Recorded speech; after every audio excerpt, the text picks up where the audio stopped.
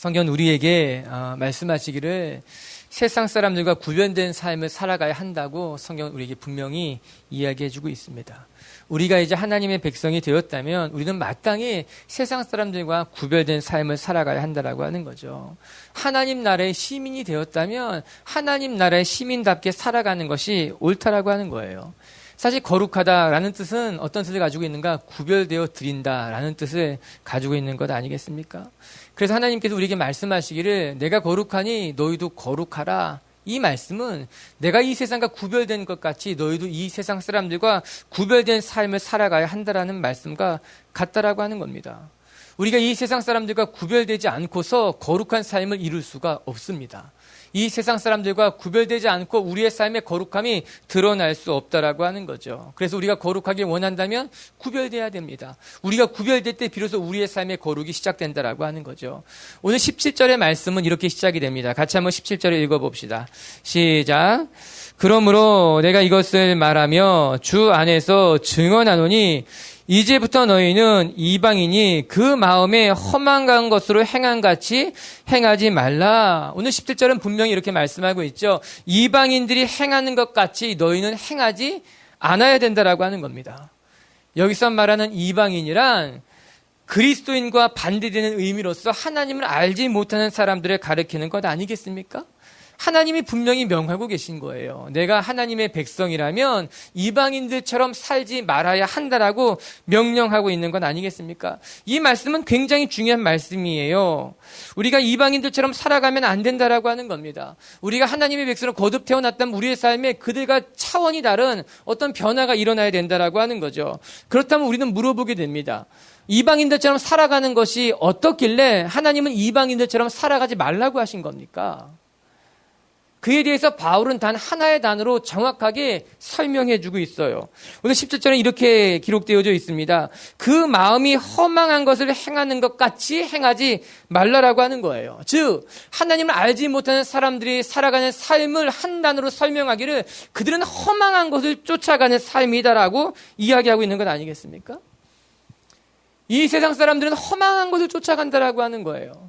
여기서 말하는 허망하다라고 하는 뜻이 무엇인가? 이거는 마타이오테스라는 단어인데 속이 텅 비었다라고 하는 뜻을 갖고 있어요. 허망하다는 것은요, 속이 텅 빈 것입니다. 무엇인가 가득 찬 것 같고 멋져 보이고 대단해 보이지만 실상 그 안은 텅 비어 있다는 거예요. 그래서 그 속에는 아무런 의미도 없어요. 어떠한 목적도 없이 살아가는 그런 삶을 가리켜서 허망한 삶이라고 이야기하고 있는 것 아니겠습니까? 여러분, 우리는 그런 삶을 살아가면 안 됩니다. 겉으로 보기에는 대단한 것 같지만 또한 겉으로 보기에는 화려한 것 같이 치장되어 있을지는 모르지만 그 속은 텅 비어 있다는 거예요. 어떤 의미도 없어요. 어떤 가치도 갖고 있지 않아요. 어떤 목적도 없이 살아가는 것이 텅 빈 채 살아가는 모습이라고 하는 겁니다. 이 말씀을 다른 성경은 어떻게 번역하고 있는가? 이리 말합니다. 세상의 환상으로 눈 가리개를 하고 살아가는 것 같다라고 하는 거예요. 허망한 삶을 쫓아가는 사람들은요, 세상의 화려한 것들로 환상으로 자기 눈을 가리고 살아가는 사람들이라고 하는 것입니다. 아, 그렇구나. 허망한 것을 쫓아가는 사람들은 마치 환상으로 자기의 눈을 가리고 살아가는 사람들과 같다라고 하는 거예요. 여러분, 그렇습니다. 세상 허망한 것을 쫓는 일은 그런 것과 같아요. 신기루와 같아요.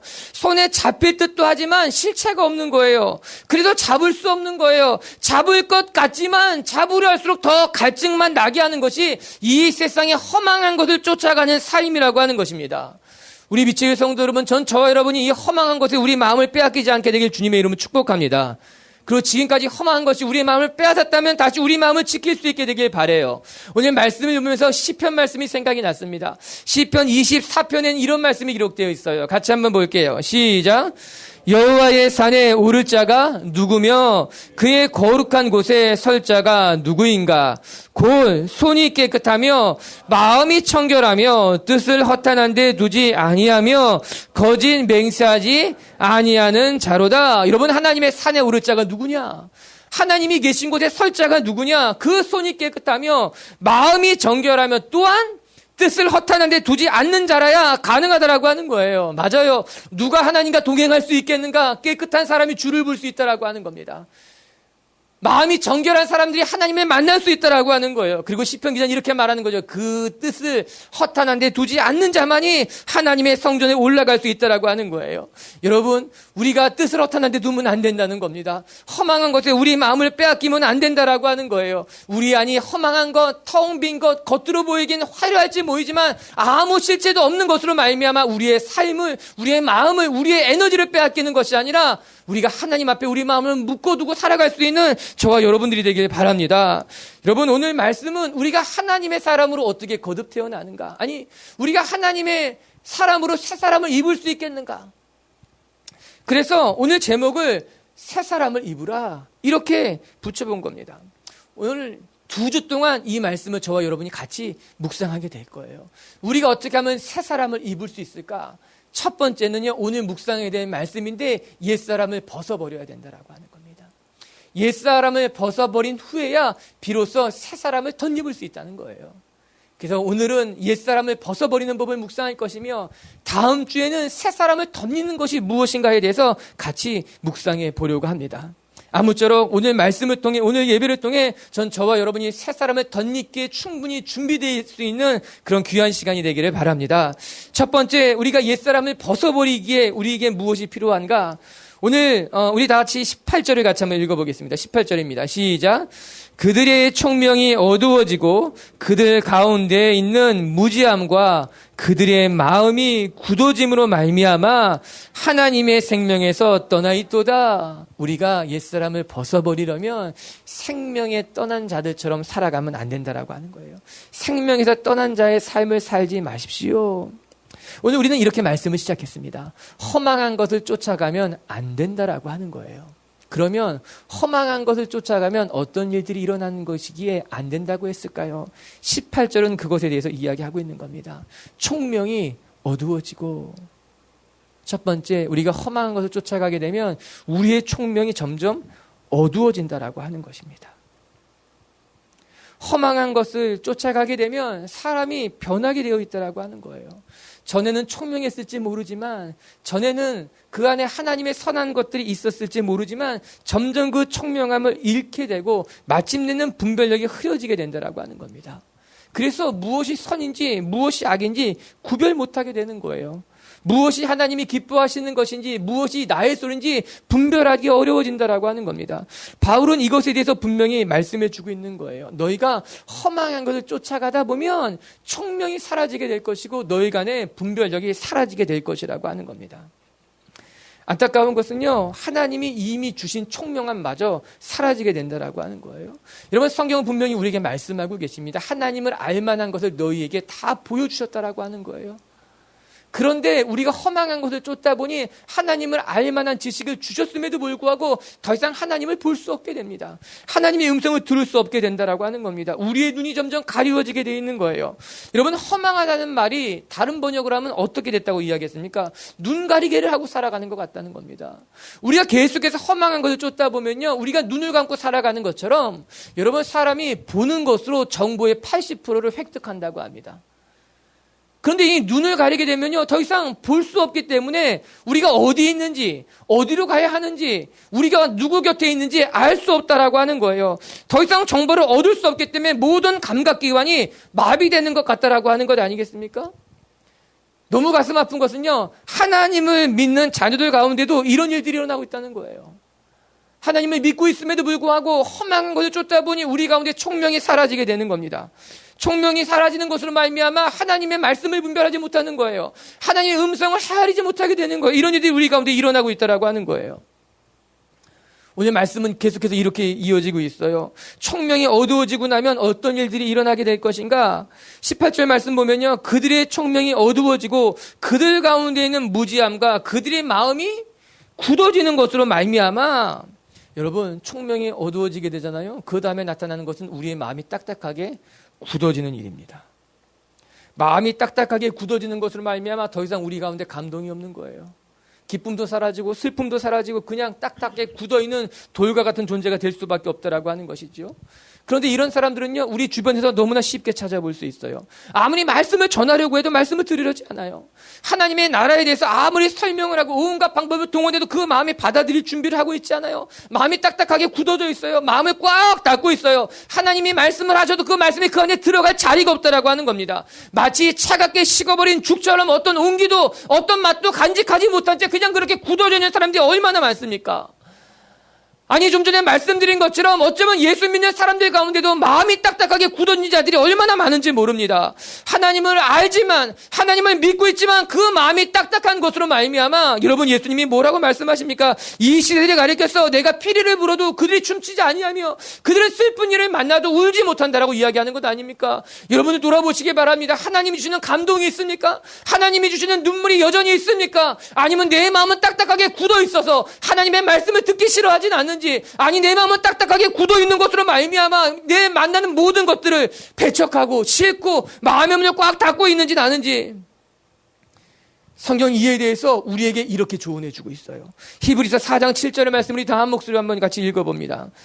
오랜 후에 다윗의 글에 다시 어느 날을 정하여 오늘이라 미리 이같이 일렀으되 오늘 너희가 그의 음성을 듣거든 너희 마음을 완고하게 하지 말라 하였나니. 아멘. 여러분, 오늘 하나님의 음성이 들리거든 저와 여러분이 마음을 완고하지 않게 되기를 바랍니다.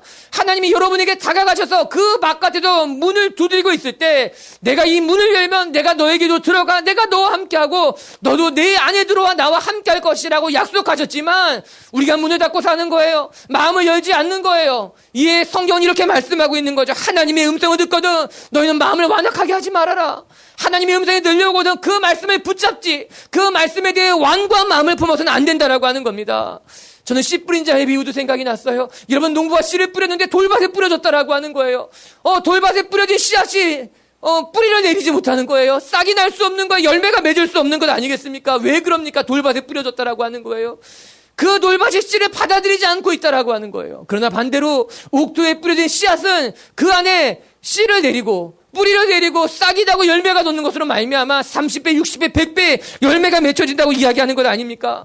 마음이 굳은 사람들이 이런 사람이라고 하는 거예요. 하나님의 말씀이 뿌려지지만 하나님의 말씀이 들려왔을지는 모르지만 그 마음의 돌밭까지 단단하기 때문에 말씀에 들어갈 자리가 없죠. 말씀의 뿌리를 못 내리는 것 아닙니까? 이 히브리서 기자가 이야기하는 거예요. 하나님의 말씀이 들려온다면, 오늘 지금 너에게 하시는 말씀 같다면 마음을 완악하게 하지 말 것이며 그 말씀을 붙잡고 그 말씀을 먹으며 그 말씀을 붙들고 기도하라고 이야기하는 것 아니겠습니까? 오늘 말씀으로 되돌아가 보게 된다면, 사랑하는 성도 여러분, 우리가 자꾸 험한 것을 쫓다 보면 우리는 총명이 어두워지게 되는 거예요.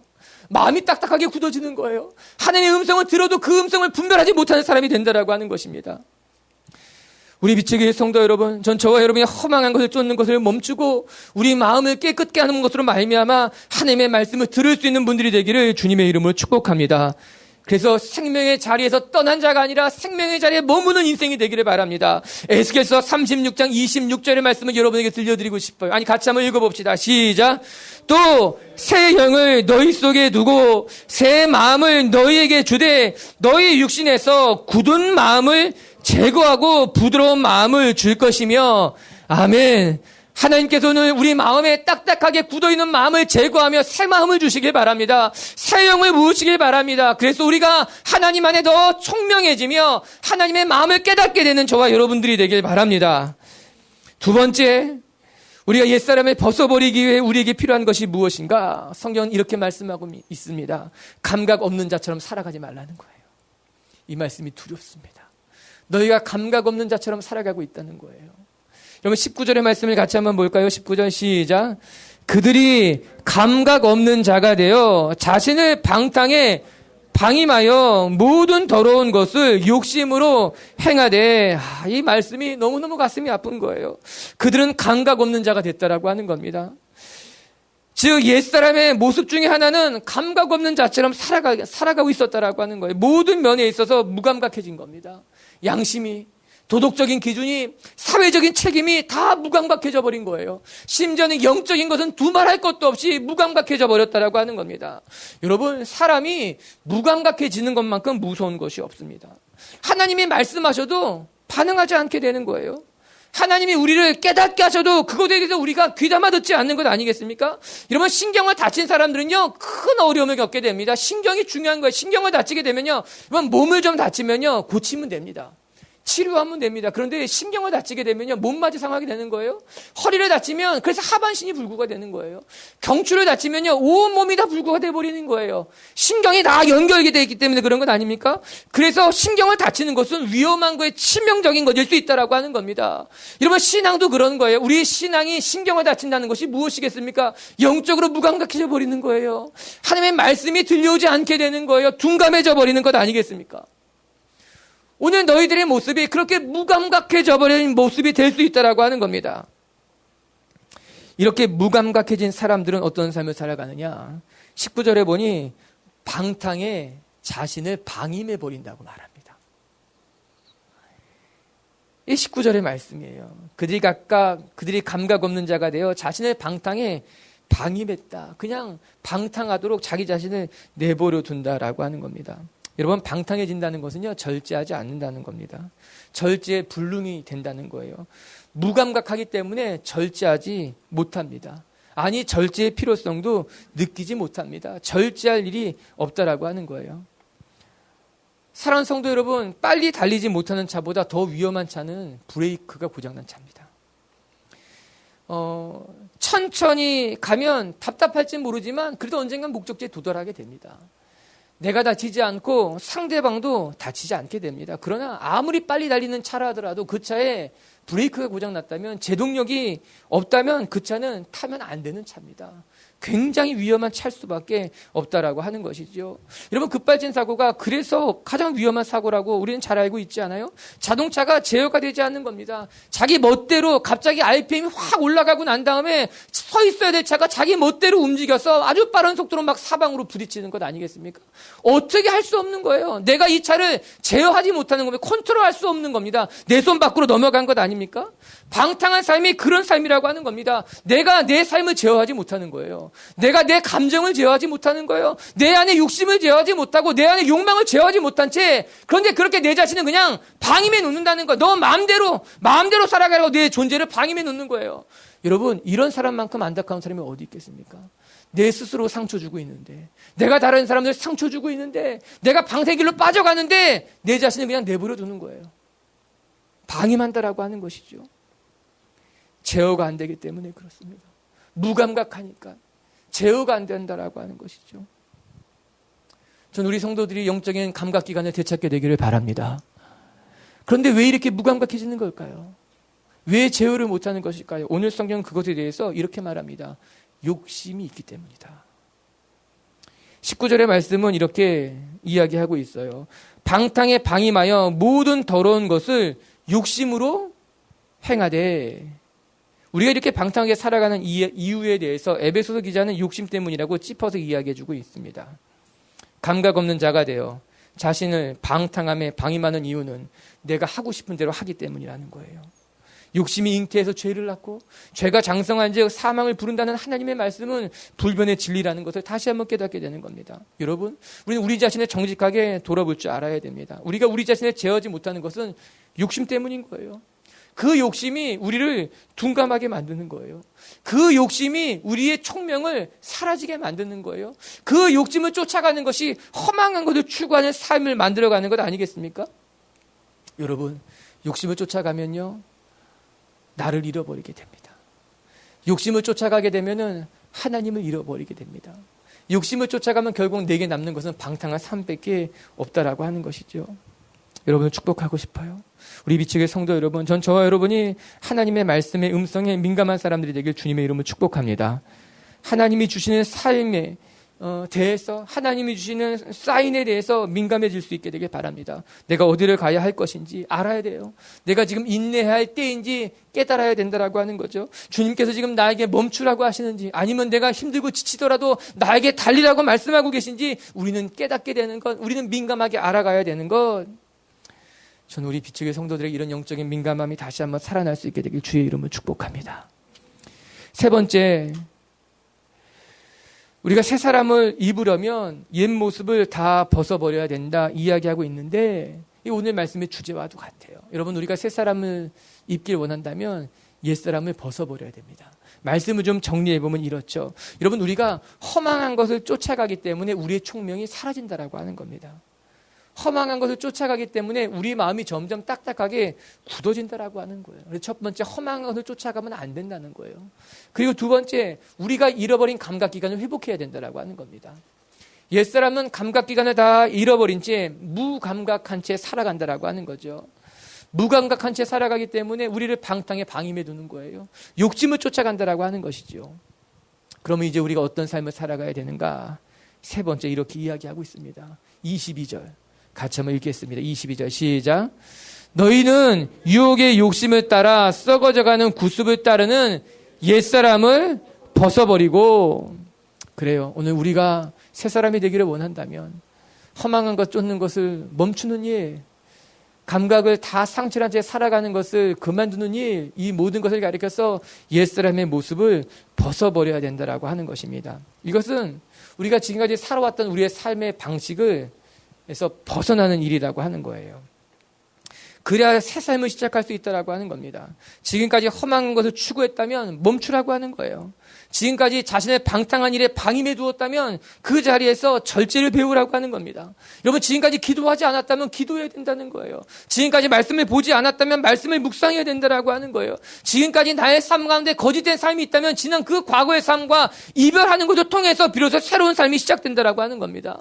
여러분, 나비가 아름다운 날개를 갖고 우아하게 날기까지는 그는 매우 다른 모양으로 계속해서 변하게 됩니다. 알에서 유충으로, 유충에서 번데기로, 번데기에서 성총 날개가 달린 나비로 바뀌는 것 아니겠습니까? 그런데 그때마다 완벽하게 모습을 탈피하게 되죠. 번데기에서 나비로 완벽하게 모습을 바꾸는 것을 가리켜서 완전 변태라고 그래요. 완전 탈피다. 자기의 모습을 완전하게 바꾼다라고 하는 거예요. 번데기에서 나비의 모습으로. 여러분, 예수 믿는 사람들의 삶이 이렇게 변화가 와야 된다라고 하는 거예요. 마치 계단을 올라가는 것처럼 우리의 삶이 한 계단 한 계단씩 벗어버려야 된다는 거예요. 지난 과거의 습관에 대해서 내가 감당할 수 없었던 일들에서 다 벗어버리며 한 계단 한 계단 올라가는 것, 여러분, 잘 버릴 줄 아는 사람이 되어야 됩니다. 우리가 신앙생활을 잘하길 원한다면 내 안에 버려야 될 것이 무엇인지, 내가 껍질을 벗고 한 계단 올라가야 될 것이 무엇인지 알아야 된다라고 하는 거예요. 그러나 많은 사람들은요, 내가 버려야 될 것과 간직해야 될 것들을 구분을 못하는 거예요. 버려야 될까, 내가 소중하게 여길 것을 구별하지 못하기 때문에 계속해서 갖고 있는 거예요. 어떤 사람은요, 과도하게 과거의 것에 집중하는 사람들이 있어요. 놓지 못해요. 포기하지 못해요. 또 어떤 사람은요, 무조건 새로운 것만 받아들이려고 하는 사람들이 있어요. 그 사람도 건강한 사람들이 아니라고 하는 거예요. 중요한 것은 버려야 될 것을 아는 거예요. 내 안에 아름답지 못한 것이 있다면, 내 안에 끊어버려야 될 것이 있다면 그런 것을 다 벗어버리는 것이 중요하다라고 합니다. 제가 고등학교 때 이야기예요. 고등부 전도사 때가 아니라 고등부 때 이야기예요. 옛날 이야기죠. 그때 목사님이 계셨는데 그 고등부 목사님은 사택에, 교회 옆 사택에 살고 계셨어요. 우리 고등부 임원들이 항상 주일이면 그 집에 가서 그 집에 있는 먹을 거를 정말 깨끗하게 거들을 내고 왔어요. 밥이면 밥, 라면이면 라면, 정말 냉장고를 싹 비우고 왔어요. 여러분, 고등학생들은 잘 먹습니다. 정말 엄청나게 먹습니다. 지금 생각해도 한 6, 7명이 가면은 마치 메뚜기와 항충이 덮었던 것처럼 싹 정말 먹고 나와요. 근데 그러던 어느 날 우리가 철이 들었던지 우리 중에 한 사람이 이야기했어요. 목사님, 이렇게 저희 다 주시고 나면 뭐 먹고 사시냐? 이렇게 물어봤어요. 물론 그 말을 물으면서 입에 계속 람이 들어가고 있었던 거죠. 그런데 그때 사모님이 웃으면서 이야기하신 것이 있었어요. 창고를 빨리 비워야 하나님이 채워주실 것 같아. 그래서 마음껏 먹어도 되는 거야. 근데 그 한마디의 말씀이 제 마음에 너무나 오랫동안 남아있게 됐어요. 여러분, 그 이야기는 빨리 다 써야지 새 거 얻을 거야, 이런 기대의 이야기가 아니었어요. 새 것을 얻고 싶은 마음이 아니었어요. 왠지 그 사모님의 그 말씀, 창고를 다 비워야지 하나님이 새 것을 주실 거야 라는 이 말씀은 그 사모님의 어떤 깊은 간증과도 같았어요. 애틋함도 있었고 진지함도 있었어요. 어쩌면 그 고백은 하나님을 향한 간절한 기도일 수 있었으며, 그것은 하나님을 향한 굳은 믿음일 수도 있었으며, 하나님이 채우실 거란 간절한 소망일 수도 있었어요. 지금도 그거 생각할 때마다 마음이 울컥울컥 해요. 정말 그리고 이제 생각해보면 그것은 영적인 비밀이었어요. 우리가 우리의 삶을 비워야 하나님이 채우시는구나. 내가 내 것을 움켜잡는 것이 아니라 내가 가진 것을 깨끗이 비울 때 하나님은 우리의 창고, 우리의 삶, 우리의 내면을 새 것으로 채우시는 분이구나. 영적인 비밀을 우리에게 가르쳐주고 계셨던 거였죠. 하물며 여러분, 우리 속에 세상에 악한 것이 가득하게 채워져 있다면 하나님의 새 것이 우리 가운데 채워질 수 있겠습니까? 우리 속에 이 세상의 욕심과 이 세상의 거짓 것들이, 허망한 것들이 가득 채워 있다면 하나님의 것이 우리 속에 채워질 수 있겠습니까? 그래서 우리는 벗어버려야 되는 거예요. 우리 안에 있는 세상의 허망한 것들과 우리를 무감각하게 만드는 것들을 다 벗어버린 이후에야 비로소 하나님의 새 것이 우리 가운데 채워질 수 있다는 겁니다. 여러분, 옛 옷을 벗지 않고는 새 옷을 그 위에 덧입을 수는 없는 일이잖아요. 우리 미치교회 성도 여러분, 우리가 우리 과거의 허망한 일들을 다 벗어버릴 수 있는 용기가 있게 되기를 주님의 이름으로 축복합니다. 그럴 때 하나님이 또 새롭게 채워주실 거예요. 저는 20절의 말씀이 너무 좋습니다. 20절을 같이 한번 읽어봐요. 20절입니다. 시작. 오직 너희는 그리스도를 그같이 배우지 아니하였느니라. 오직 너희는 그리스도를 그처럼 배우지 않았다라고 하는 거예요. 여러분, 바울은 에베소에서 오랜 시간 동안 에베소 성도들을 가르쳤습니다. 마음을 다해 생명을 다해 그곳에 있는 성도들의 말씀으로 가르친 거예요. 그리스도를 가르쳤다고 하는 거예요. 여러분, 우리가 잘 알고 있는 것처럼 두라노 소원이 어디 세워졌는가? 에베소에 세워진 거예요. 바울은 에베소에 있는 성도를 가르치기 위해서 그곳에 두라노 소원을 세우고 무려 2년이 넘는 시간 동안 끊임없이 계속해서 에베소 성도들에게 하나님의 말씀을 가르치고 있는 건 아니었겠습니까? 그것이 바로 에베소였다라고 하는 거예요. 바울은 그렇게 말씀을 가르쳤어요. 그리스도를 가르쳤어요. 그리고 나서 이제 에베소 성도들에게 무엇라 말씀하고 있는가? 내가 너에게 가르친 것을 기억해 보기 바라는 거예요. 우리는 그리스도에 대해서 그렇게 배우지 않았다는 거예요. 하나님의 나라에 대해서, 하나님의 말씀에 대해서 우리는 그렇게 배우지 않았어. 그리스도는 우리를 그렇게 가르치지 않았다라고 하는 거예요. 그 마음이 느껴지지 않습니까? 바울이 오늘 옥중에서 이 편지를 써내려가면서 그리스도를 우리는 그리 배우지 않았습니다. 전 이 말씀을 가지고 여러분에게도 권면해주고 있어요. 사랑하는 성도 여러분, 우리는 그렇게 말씀을 배우지 않았어요.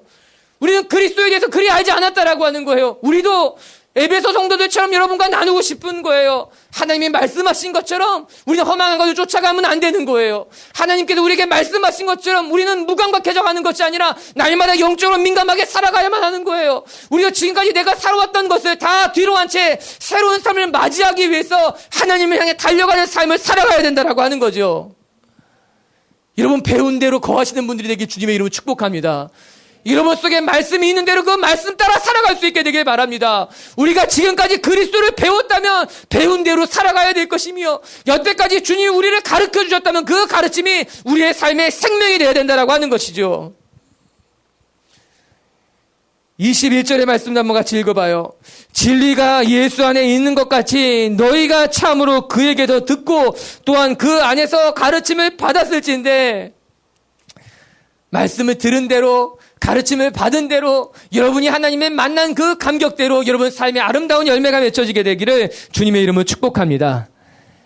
말씀을 마치겠습니다. 여러분, 바울은 오늘 이 편지를 로마의 옥중에서 에베소 성도들에게 써내려가고 있습니다. 그는 비록 옥에 갇혀 있었을진 모르지만 간절한 마음으로 에베소 성도들에게 이야기하고 있는 거예요. 허망한 것을 쫓지 마십시다. 허망한 것을 쫓아가면 우리의 총명이 사라질 것이요, 허망한 것을 쫓아가다 보면 우리 마음이 딱딱하게 굳어질 것이니 허망한 것을 쫓지 말고 주님을 쫓아가며 살아가자는 거예요. 첫 번째, 사랑하는 성도 여러분, 어둠의 옷을 벗어버리고 새 사람을 입기를 원한다면 허망한 것 쫓는 것을 멈추시고 하나님의 말씀을 쫓아가는 분들이 되기를 바랍니다. 두 번째, 무감각해진 모습으로 살아가지 말라라고 하는 거예요. 여러분, 우리가 허망한 것을 쫓다 보면 무감각해져 버립니다. 무엇이 선인지 무엇이 악인지 우리는 알지 못한 채 우리를 방탕에 방임하게 된다라고 하는 것이죠. 이에 바울은 에베소 성도들에게 간절히 이야기해 주고 있어요. 영적으로 민감한 사람들이 되십시오. 무감각한 채 살아가는 것이 아니라 하나님의 말씀에 대해서 민감한 사람들이 되십시오. 전 여러분이 눈을 들어 주를 볼 때 주를 볼 수 있게 되기를 바랍니다. 주님께 귀를 기울일 때 주님의 음성이 들려올 수 있게 되기를 바랍니다. 그리고 세 번째, 지난날 과거의 이 세상의 습관을 벗어버리라고 하는 겁니다. 옛사람의 모습을 다 벗어버릴 때 비로소 우리는 새 사람을 덧입을 수 있게 될 것이다. 여러분, 지금까지 허망한 것을 쫓았다면 멈추시라. 지금까지 기도하지 않았다면 기도를 시작하시라. 지금까지 말씀을 보지 않았다면 날마다 말씀을 묵상하는 삶을 새롭게 시작하시라. 그렇게 될 때 우리의 삶은 하나님이 원하시는 새 사람을 덧입는 삶이 될 줄로 믿습니다. 그렇게 오늘 저와 여러분이 하나님 앞에 새로운 하나님의 백성으로 이 세상과 구별된 삶을 살 수 있게 되기를 바랍니다.